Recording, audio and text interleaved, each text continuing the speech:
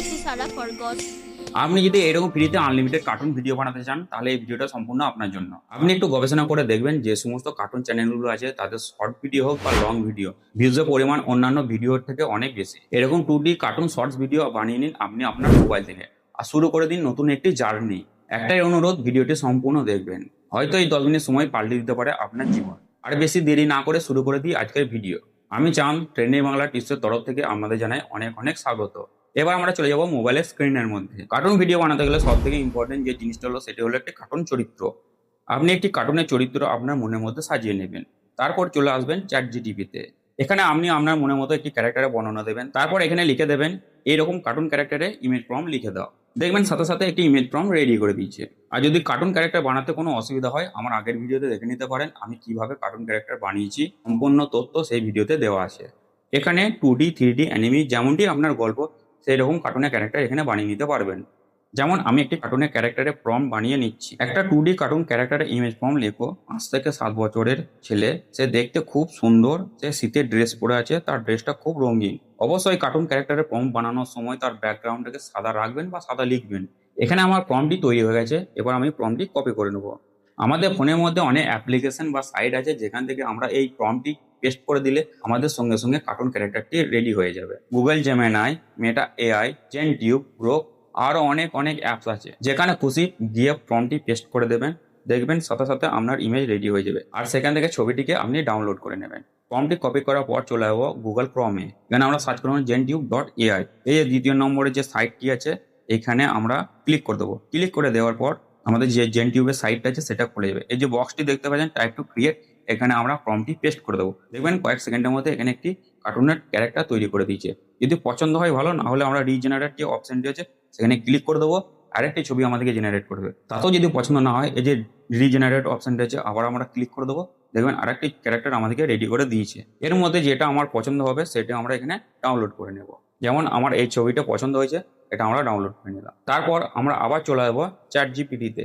এখানে এসে আপনাকে একটি 20 সেকেন্ডে গল্প বানিয়ে দেবে। শুধু একটু গল্পের বিষয়বস্তু এখানে লিখে দেবেন, দেখবেন আপনার গল্পটি রেডি করে দিয়েছে। যেমন আমি এখানে একটি গল্প লিখে দিলাম। একটি বাচ্চা ছেলে সবজি টকরি নিয়ে রাস্তা দিয়ে হেঁটে হেঁটে আসছিল। তার সামনে সুন্দর একটি সাদা খরগোশ এসে বসলো। বাচ্চাটি সবজি টকরি থেকে একটি গাজর দিল খরগোশকে খেতে। খরগোশটি তার গাজরটি খেয়ে নিল। তারপর তাদের মধ্যে বন্ধুত্ব শুরু হয়ে গেল। এবার আমরা লিখে দেবো এই গল্পটিকে 4টি ভাগে ভাগ করে দাও। চ্যাট জিটিপিতে সঙ্গে সঙ্গে এই গল্পটিকে 4টি ভাগে ভাগ করে দিয়েছে। গল্পটি ভাগ করার পর লিখে দেবেন scene by scene image prompt তৈরি করে দেওয়া। দেখবেন এখানে 4টি সিনের ইমেজ প্রম্পট রেডি করে দিয়েছে। এবার আমরা প্রথম প্রম্পটটি কপি করব আর চলে আসবো গুগল জেমিনাই অ্যাপ্লিকেশনে।